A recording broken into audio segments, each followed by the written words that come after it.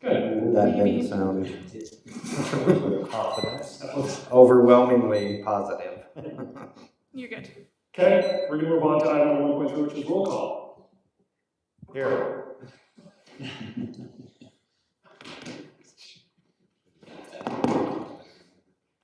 Councilmember Gary Anderson. Here. Councilmember Mark Cottrell. Here. Councilmember Eileen Moss. Here. Councilmember Florence Sadler. Here. Councilmember Sean Stevenson. Here. Mayor John Bowman. Here. Sorry. Thank you. Item number 2, conflict of interest. Do we have anything we discussed tonight? Seeing anything, we're going to move to item number 3, which is the public comment period. Allows time for residents to approach the city council. Do you have anything to present tonight? Not seeing anything, we're going to move on to item number 4.1, which is the YCC report. Thank you, ladies, for coming. Thank you for having us. I'm Bella Burt, and I'm running Burt. Yeah, and I guess we'll start. So, our September activity, we went and delivered flyers that taught the public about storm drain usage and the proper ways to do it. And then also we cleaned up the sound wall, which was good. There actually wasn't that much trash there, but yeah, we always like to do things that help the community. So we're always looking for events that we can clean up and such. Excellent. Last night at our most recent meeting, we had 2 special guests, Jim and Linda Krismer, and they brought their retired war dogs and taught us about war dogs and how they help in the military and help protect our country. They also taught us about this really cool nonprofit organization called Mission K9 SU, and that helps bring home retired war dogs so they can live happily the rest of their lives. Yes. Our October activity coming up is the Fable Forest, October 24th to 25th, 7 to 9 p.m. at Gailey Trail, Gailey Park area. Anyway, so yeah, that's gonna be super fun. I'm playing Rapunzel, and I'm playing Snow White. And last year the turnout was really good, and if you all got to come, it was just super fun. So you should all come this year because we expect the turnout to be a lot better this year than it was last year. Fortunately, it probably will be a lot better. Yeah. That was a mess. That's great. Is there anything we can do to support you? No, honestly, no. Thanks for all you do. Yeah. We'll tell you if we need it. Emily reached out to me and asked about a service project. I sent a text message to the 75th Air Wing up at Hill Air Force Base, see if we can do a service project. Yeah. I will let you know if they come back with anything that we don't. My guess would be like the airman's at it. It would be a really good service opportunity for you. I will let you know. All right, great. Thank you. Thank you. So much. Yep. Thanks for coming, ladies. Yeah. Item number 5.1, America 250 Utah celebration. Darren, do you want to lead us in that discussion?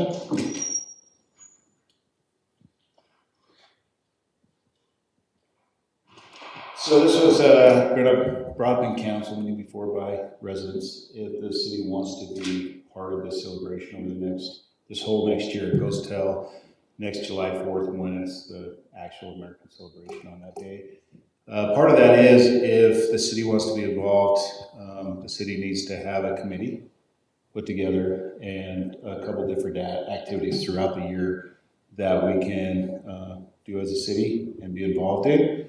Along with, once we get to that point, then we have a resolution that we put together. We send it into the state, and then they post it, and we become a community involved with that. And so, more or less, I was just coming to the council. Is that something we want to proceed with? Is this something we just want to, just looking for direction? How many activities are required?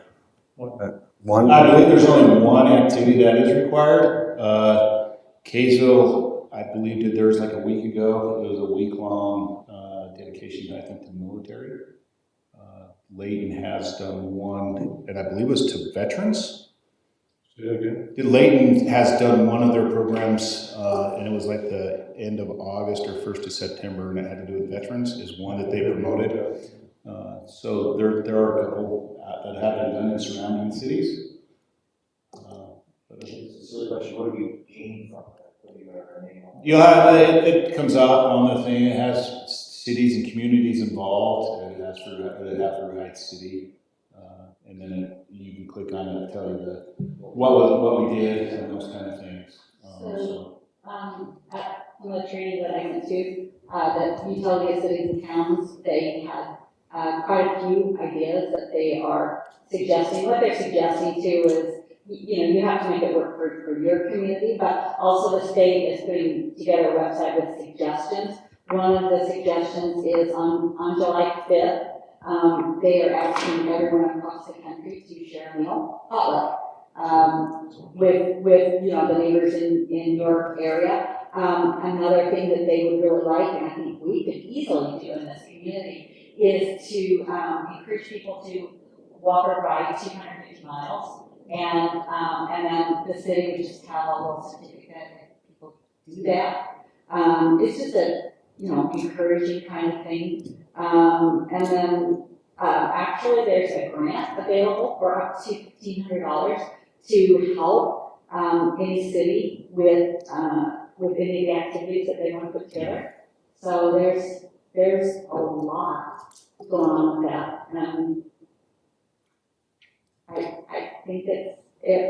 I think we'll miss out if we don't join.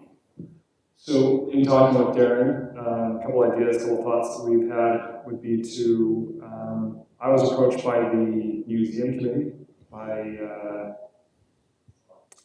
Timothy. Karen Timothy. Nope. Keep trying. Anyway, Mr. Timothy. What if we go back to the museum committee and see if they would like to form a committee for this and help kind of spearhead something? Thought that Darren had would be where we got some money and helped with signage for the history of Fruit Heights. Did something we can tie into it. We don't know what grants we can apply for until we have a committee and a resolution. Darren has 2 resolutions from 2 cities that we could copy pretty easily, but we can't do anything until we have a committee put together. Is it worth our time as a city to put a committee together that would run with this? And I know the Chrismers have said they really would be involved. Well, Christmas is on the list, whether they know it or not. So one of the things is, I think a lot of people in our city would like to be more involved with their neighbors, and it would be interesting. Like I said, I think people are going to go out if we don't participate. I think it's a low mandatory commitment, and I think that we could do way more than the mandatory, but I like it because we can go at our own pace. Yes. So would you be okay if Darren puts together a committee? Because we can't do anything until we have a committee. I would be okay, and I would support Darren doing that.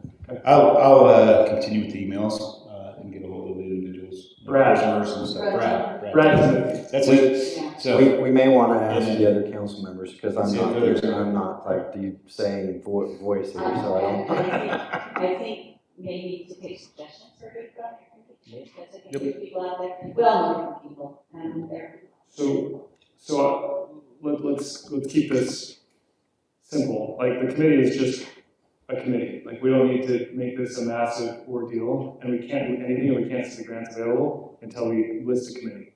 So a committee can be 3 people. Let's get this rolling with a small committee.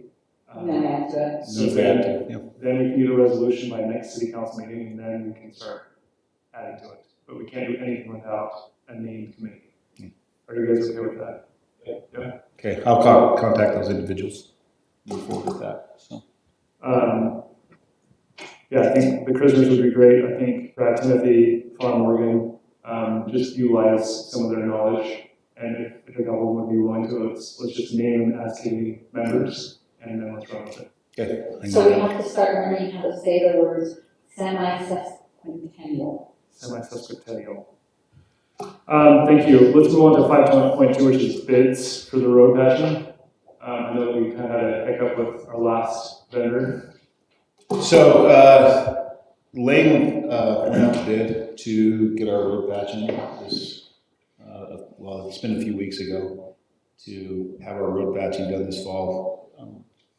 You got 4 bids back, and I did send it out to the council so they could see the bids, so we could start trying to get on some schedules. One of the low bids, he actually called to see if he could get on the schedule. We weren't able to. It was booked out or some other things. We called the next individual, which was Precision Asphalt. They have spots on theirs that we were able to reserve one. We could reserve it with approval of the city council approving the bid for that. Is that who you guys are wanting to go with? Precision is good.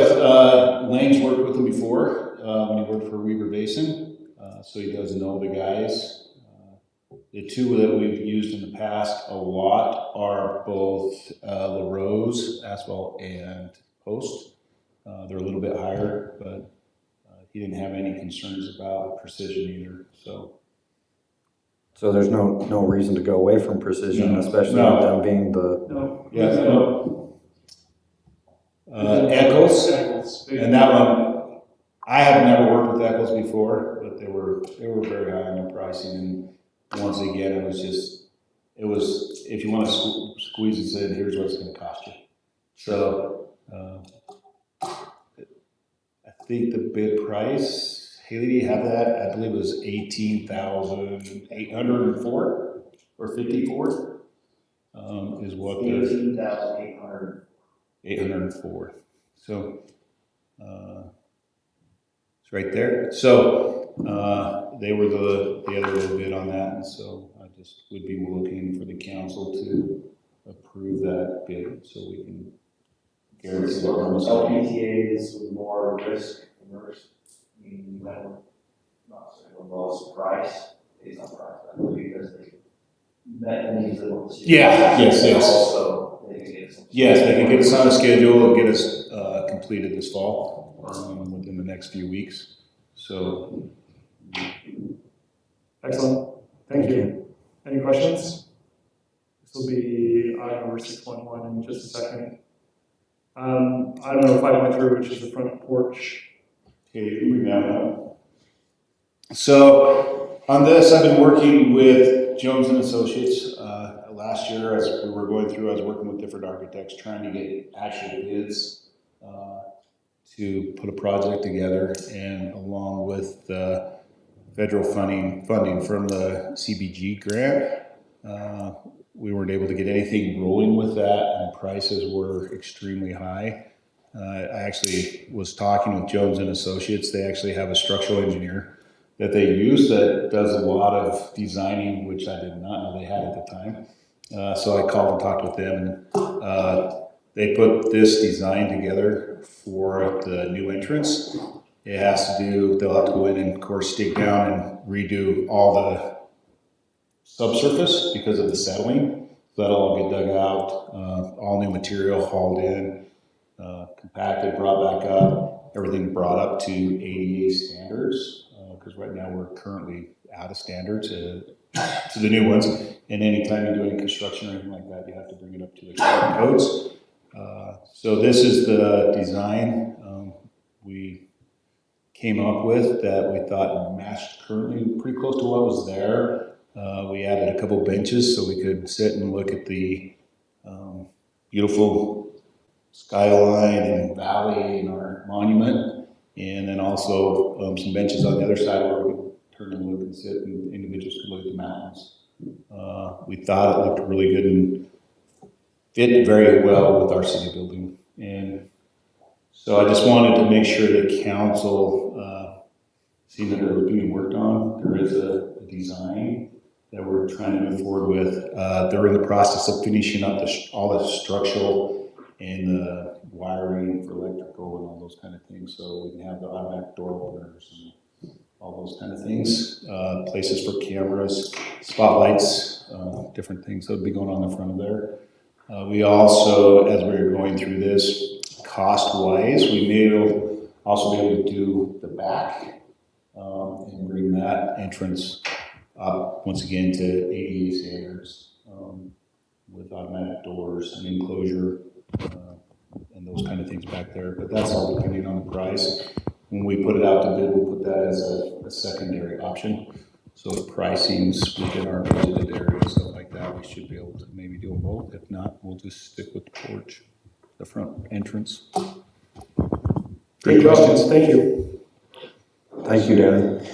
So, okay. Hold on, do you want to stay here? Sure. 6.1, approve, deny the bid for the road patching. The proposal is for $8,804. Do any city council have questions for Darren? Oh, sorry. Then I would entertain a motion. I move that we approve the road patching bid for Precision At $18,804. at $18,804. Second. So I have a motion from Flo, second from Sean. Any further discussion on this motion? All in favor of approving the bid for Precision at $18,804? All in favor say aye. Aye. Any opposed? That motion carries. Item number 6.2 is approve the September 19th, 2025 City Council minutes. Do I have a motion to approve those? Motion to approve the September 19th, 2025 council minutes. Thanks, Terry. Do I have a second from Mark? Any questions? One tiny one that I didn't pick up earlier when I read them. And the Gailey Trail, I think, has an E between the L and the Y, Gailey. And yeah, I think it's auto-correcting on you. So, and it's just team, but you know. Okay, do I have a motion so I have a motion from Gary, a second from Mark. All in favor of approving the minutes from September 19th as corrected, say aye. Aye. Any opposed? Motion carries. Calendar items, October 21st, we have city council meeting. The 24th and 25th, we have the Fable Forest from 6 or 7? 6 till 9. 6 till 9. If you could please support that, that'd be, it says 8 on this, but it's. It will be the last people through, But it'll be closed at 9. but it will close, and then it takes them an hour to get through. Okay. I would ask that we support this event. It's a spectacular event put on by the community. It's great, so I'd ask you to participate. And October 28th is the planning commission meeting. Moving on to council report. Sean, you want to go for it? I got nothing. Eileen? So I have a few things from the training with Utah Cities and Towns. Darren and I talked about some of these things already. AmeriCorps is actually has they are training young people to do jobs, and one of the things that they do offer is that they will have people come in and do wildfire mitigation, meaning they will cut down your dead trees and so on and so forth. Costs $5,000 a week for a crew of 4 to 5 people, and that might be something we want to consider for the Gailey Trail. We do have a fair bit of deadfall down in there, and it's something to think about. The state, one of the legislators talked about on affordable housing, they're trying to look for incentives for communities instead of sticks, and instead of being so demanding on things, to try and figure out how the state can help with that. They did say that Utah now has the 9th highest housing market in the country.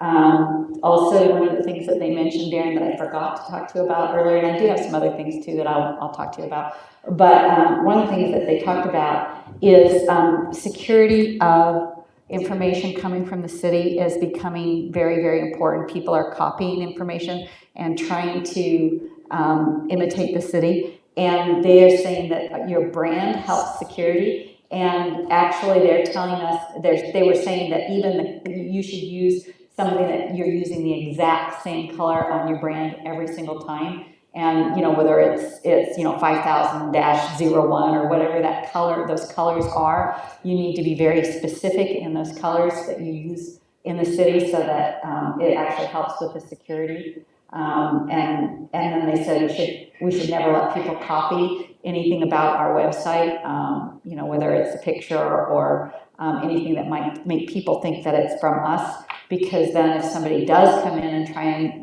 imitate our water bill or one of those things. So anyway, that was one of the things they talked about. Another thing is that our Healthy Utah designation expired, and didn't know if that was something that anybody wanted to chase down again. And then they talked about potentially, there were a lot of different classes, so this is kind of the highlights from several different things. But one of the things that a couple of cities are doing is if they have like something that's close to something else, like a side yard close to a backyard, they actually start restricting the height. And so, if your backyard is 30 feet and then your side yard is only 8 feet, then, they said maybe you think about restricting the height of that building that has the 8 feet, or you make it move a little farther away from the property line. It was just something that they said was, different people commented was helping in their cities. And then the other thing talked about was with the league, and Darren, you probably already know this, but that the 5th year liability premium can be waived. Have you heard this? Okay, so if you will do certain metrics with our insurance, then they every 5th year will waive the liability portion of that premium. So that might be something worth checking into. Okay, and I'll let it go there. Thank you. Thank you, Gary. Not much, just a reminder that the mosquito abatement district will be is looking for a tax increase this year. And if any of you want more background, please reach out and I can kind of talk to you about what things that they need to do for that, why the increase and stuff like that. So Seems like the mosquitoes were worse this year than they've been in the past. they have been a lot worse, and they've acknowledged that. Well, they've actually, and you weren't here last council meeting, but they have actually sprayed more in the past 2 months than they have in the past 2 years combined. Jeez. And that's in large part because they had West Nile virus reported, and a resident in our city actually die from that. City or county? So, city. City, Fruit Heights. And a few actually in the county die from that. Anyways, they were all over it, and it was really interesting to hear the backstory on it and how they've been responded, because I noticed them driving around the city before I had the meeting, and then when I had the meeting, then I was able to get the backstory. It was pretty interesting, but. Oh, thank you for doing that. So. Okay, CTC, Communities That Care. It's coming along slowly, but surely we need more people if they're willing to help that. And, the gal in charge, this was helpful to me. She defined us as a substance abuse prevention coalition. And that's our main goal. And so, anyway, they've even put together a book group, and they want us to read books that, like the one that they're asking us, inviting us to read, is called The Self-Driven Child. So it's anything that we can help our youth to resist substance abuse. But it's coming. Nice. How can we recruit more people? How can we help? I don't know, we put little notices on the newsletter, and actually we appreciate Blake Winslow as doing. And so it did help, we got a couple there. So is it, because they were creating subcommittees, is it to fill out subcommittees or just for, which committees are they looking for? Do you remember? They're looking to start, they want to do a community-led program for the youth, so have their kind of ICC for the Central 3. So they're looking at a number of different things, but it's all been sent out to the members that have already been coming and saying they're interested in hey, these things. So I just haven't heard back from Tanya, but we should be hearing shortly. Great, thank you. Mark? All right, I've got nothing. Darren, do you have anything? Just to let you guys know that roadworks will be starting for those areas that we're paving, that begin to build the edges and stuff like that. So I believe asphalt will start tomorrow or Thursday on those roads. So that'll be happening in the city once again. We were going to start the audit a couple weeks ago with our individual that's doing our CPA. Just trying to get caught up on understanding everything that's going on with RC and stuff like that. The auditor in maybe second week, couple weeks. So that'll be starting probably second, third week of October is when we start the audit. As a city council, we appreciate all you and the staff did to recognize and thank Evelyn for her work here in the city, so thank you. She was fantastic. It's sad to see her go, but I think it's time for her to take a next chapter of her book. And Lane is out of town. He should be back next week. Next week. Great, thank you. Is there anything that we can do to support you and the staff? We're good. Good? Excellent. That is the last item on our agenda, and I would entertain a motion to adjourn. Motion to adjourn. Very got it. I get a second. Okay, we didn't get who did what on that. That was like everybody at the same time. Motion from Gary, second from Eileen. There you go. All in favor of adjourning at 7:26, say aye. Aye. I was closer, and I was directing my voice at him specifically, trying